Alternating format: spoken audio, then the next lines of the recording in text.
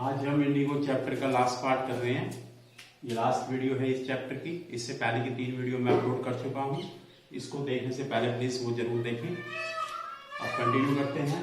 जैसा कि पिछली वीडियो में हमने देखा था कि जो ब्रिटिशर्स हैं और पीजेंट्स हैं उनके बीच में जो है सेटलमेंट हो जाता है और जो ओरिजिनल अमाउंट होती है उसका 25% रिटर्न करने के लिए ब्रिटिशर्स एग्री हो जाते हैं।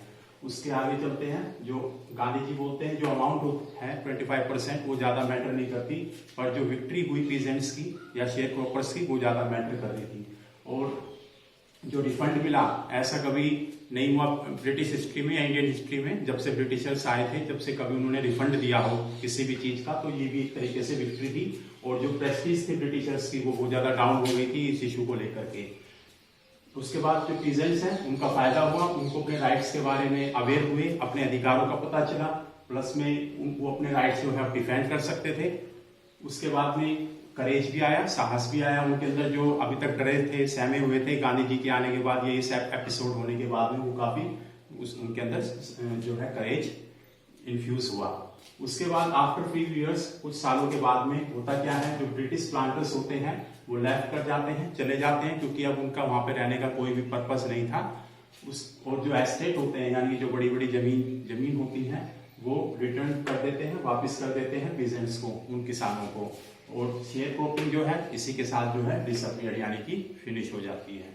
उसके बाद बात करें तो ये political and economic situation solution achieved, यानी कि जो पॉलिटिकल और इकोनॉमिक सॉल्यूशन होता है इस इशू का, चंपारण इशू का, वो सोल्व हो जाता है। यानी कि पॉलिटिकल में जो पीजेंट्स हैं उनको अपने राइट्स पता चल जाते हैं, क्या क्या उनके राइट्स होते हैं। इकोनॉमिक सॉल्यूशन मतलब कि वो जो इंडिगो जो कि एक्सप्लॉयटेशन सिस्टम पे बेस था वो सारा का सारा हट जाता है और उनको प्लस में रिफंड, कंपनसेशन का रिफंड भी मिल जाता है। तो यानी कि पॉलिटिकल और इकोनॉमिक सॉल्यूशन अचीव कर लेते हैं।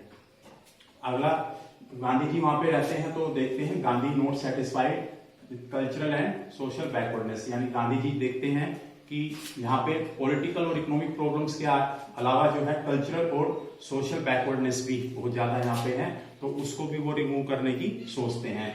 इसके लिए वो विलेजेस में से कुछ वॉलंटियर्स देते हैं और इसके अलावा जो उनके डिसाइपल्स होते हैं, शिष्य होते हैं, जैसे कि महादेव देसाई और नरहरि पारिक, ये भी उनकी हेल्प करते हैं।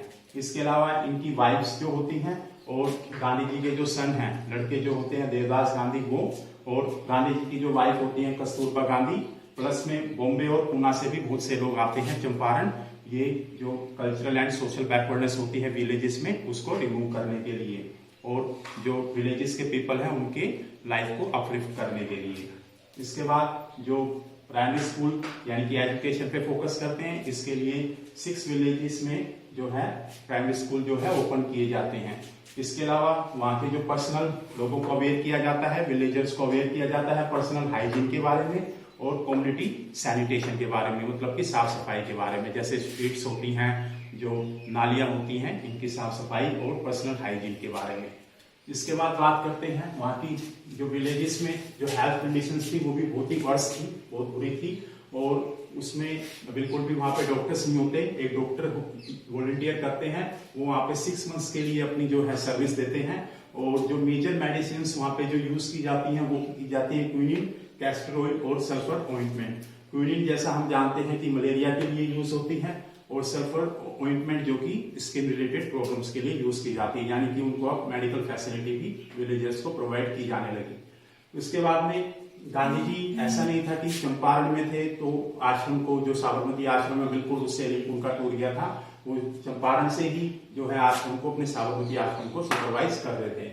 इसके बाद गांधी जी की जो पॉलिटिक्स थी, यानी कि गांधी जी की जो पॉलिटिक्स का जो कंसेप्ट है वो क्या था, वो कंसेप्ट ये था कि वो अपने पॉलिटिक्स को लिंक करते थे, जोड़ते थे जो डे टू डे प्रॉब्लम्स थी लोगों की, जो पुअर पीपल की और पीजेंट्स की जो डे टू डे प्रॉब्लम्स थी उनसे लिंक करते थे, उनको रिमूव करने का हमेशा एफर्ट लगाते रहते थे और उनकी जो लिविंग कंडीशंस थी उनको दिन पर दिन बेटर बनाने के लिए एफर्ट करते रहते थे। इसके अलावा उनका एक और एफर्ट था, उनकी पॉलिटिक्स ये और कहती थी कि न्यू और फ्री इंडिया का निर्माण हो और जो इंडिया है अपने पैरों पे खुद खड़ा हो जाए, किसी पे भी डिपेंड ना हो।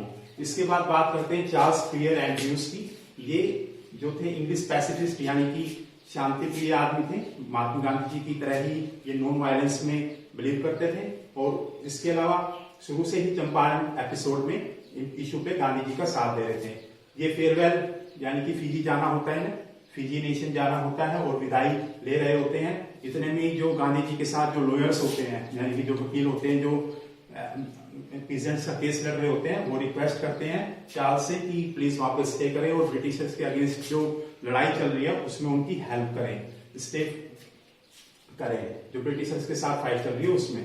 अच्छा, उसके बाद गांधी जी जो है इस बात को लेकर के ऑब्जेक्ट करते हैं और वो लॉयर्स को कहते हैं कि हमें किसी पे भी डिपेंड नहीं होना है और अपनी लड़ाई खुद ही लड़नी है। और यही कंसेप्ट जो है वो गांधी जी का सेल्फ रिलायंस, यानी कि किसी पे भी डिपेंड नहीं, अपना काम खुद करना है, हमें किसी ब्रिटिशर्स पे डिपेंड होने की जरूरत नहीं है, हमें अपनी लड़ाई खुद ही लड़नी है। ये इनका कंसेप्ट था, जिसे गांधी जी का कंसेप्ट था, जिसे सेल्फ रिलायंस कहा गया। ये चैप्टर फिनिश होता है। आई होप कि आपको समझ में आया होगा। नेक्स्ट चैप्टर जो हम शुरू करेंगे वो है 10 pancakes. Thank you very much.